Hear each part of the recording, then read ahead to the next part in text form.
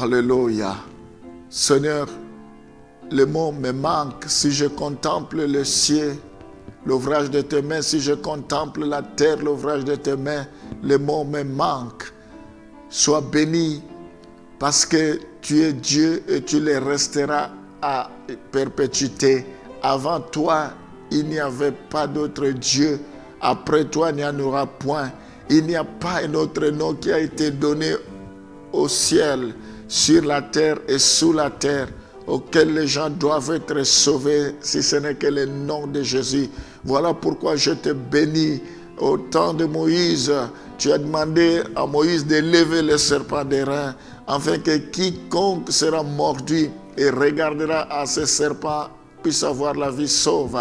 Et c'est de la même manière que ton nom a été souverainement élevé au-dessus de tout nom, au-dessus de toute domination, au-dessus de toute puissance, au-dessus de tout problème, afin que quiconque invoquera le nom du Seigneur soit sauvé. Ce matin, j'invoque ton nom. À ce moment précis, j'invoque ton nom dans ma vie, dans la vie de tous ceux qui me suivent, dans la vie de tous ceux qui sont connectés, dans la vie de tous ceux qui te cherchent.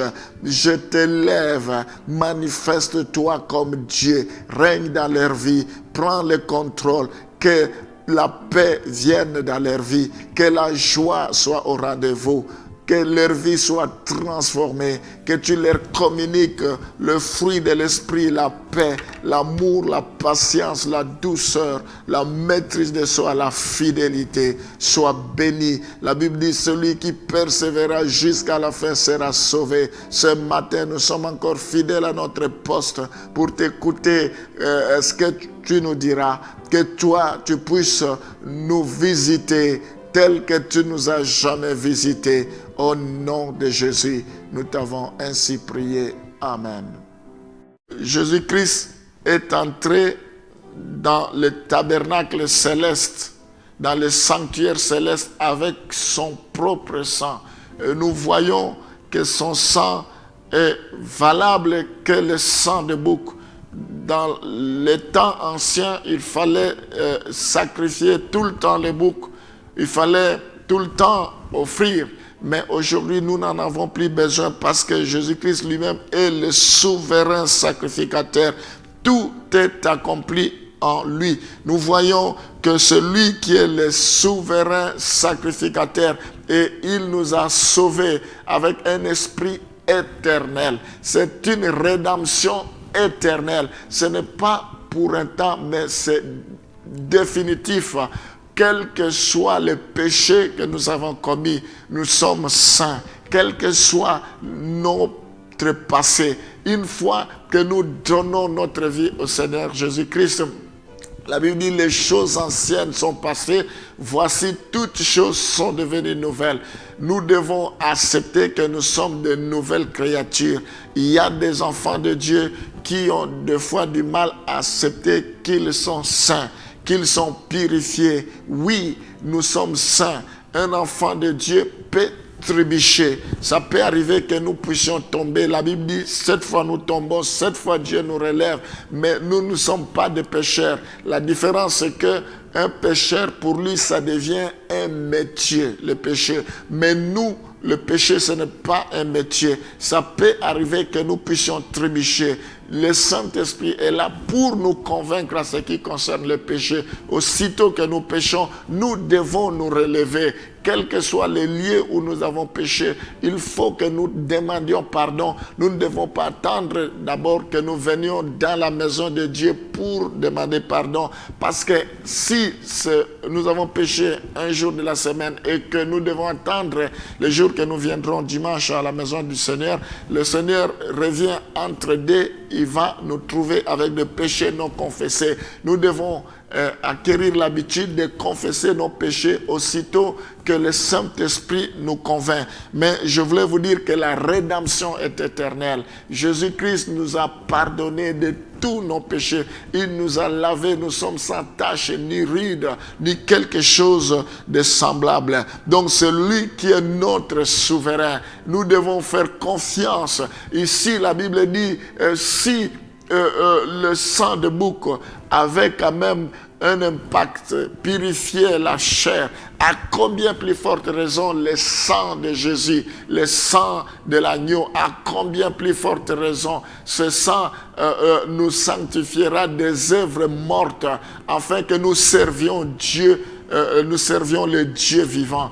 Gloire au Seigneur. Nous sommes appelés à servir Dieu. Nous devons cesser de nous culpabiliser pour notre passé. Nous devons cesser de nous condamner nous-mêmes, de nous tirer la balle contre nous-mêmes. Nous avons été sanctifiés, nous avons été justifiés par le sang de Jésus. Nous avons Jésus-Christ qui est notre avocat, qui là, quel que soit le péché, nous devons savoir que nous avons notre sacrificateur qui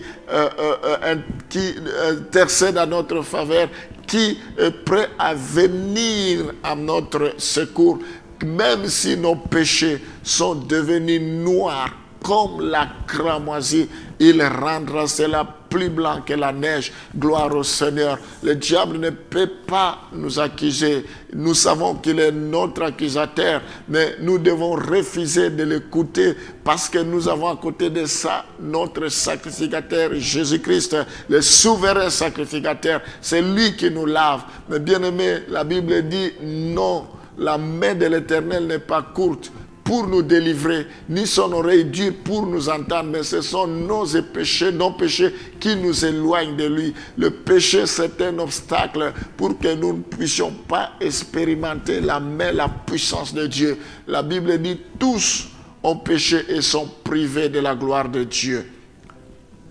Quand bien même Jésus-Christ est mort sur la croix pour nos péchés, quand bien même il est le souverain sacrificateur à la droite du Père, c'est à nous de faire la démarche vers lui. Le christianisme, c'est Christ à la recherche de l'homme. Il est venu chercher l'homme, mais la religion, c'est l'homme par ses mécanismes, par ses moyens, par ses privations, cherche à atteindre Dieu. Par nous-mêmes, par nos efforts, nous ne pouvons pas pleurer à Dieu, nous ne pouvons pas l'atteindre, mais c'est lui premièrement qui est venu vers nous. Nous avons cette grâce-là. Donc voilà, nous devons nous approcher avec assurance auprès de notre Dieu.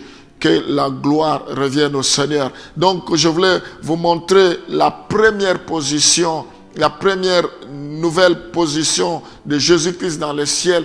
Il est notre sacrificateur. Souvenons-nous de ce qu'il a accompli sur la croix. Gloire au Seigneur. Nous allons prier, alléluia. Seigneur, je te bénis parce que tous ces événements ont été annoncés bien longtemps. Ta mort, ta venue, ta naissance au monde avait été annoncée, ta mort avait été annoncée, ta résurrection avait été annoncée, ton ascension avait été annoncée, ton retour avait été annoncé. Je te bénis, je te rends grâce parce que tes paroles sont vraies. Tu n'es pas un homme pour mentir, ni fils d'homme pour se repentir. Tu veilles sur ta parole. Je prie, Seigneur, pour que nous puissions nous préparer encore davantage. Tu reviens bientôt. Tout passera sauf ta parole. Oh Seigneur, la Bible dit, celui qui aime le monde devient ennemi de Dieu. Nous ne voulons pas devenir ton ennemi. Nous ne voulons pas que ce monde puisse nous distraire. Le monde n'a rien à nous offrir. Tout est vanité de vanité. Le monde passera avec sa convoitise. Oh, loin de nous tout orgueil de vie, convoitise des yeux, l'orgueil, la convoitise de la chair. Nous voulons nous séparer de cela. Fais-nous grâce éternelle. Oh, que nous soyons toujours connectés à toi. Que nous puissions nous accrocher à toi. Que nous puissions t'aimer jusqu'à ce que tu viendras. Seigneur, que nous ne fassions pas naufrage par rapport à notre foi. Protège-nous. Nous sommes dans ce monde, mais nous ne sommes pas dans ce monde. Préserve-nous contre toutes sortes de tentations. Je bénis la journée d'aujourd'hui. Je prie pour te dire merci pour le fait que tu nous as choisis, pour le fait que nous t'avons connu trop tôt, pour le fait que tu as manifesté ton amour envers nous. Tu es venu mourir sur la croix pour nous. Sois béni, sois glorifié à jamais dans le nom de Jésus. Amen.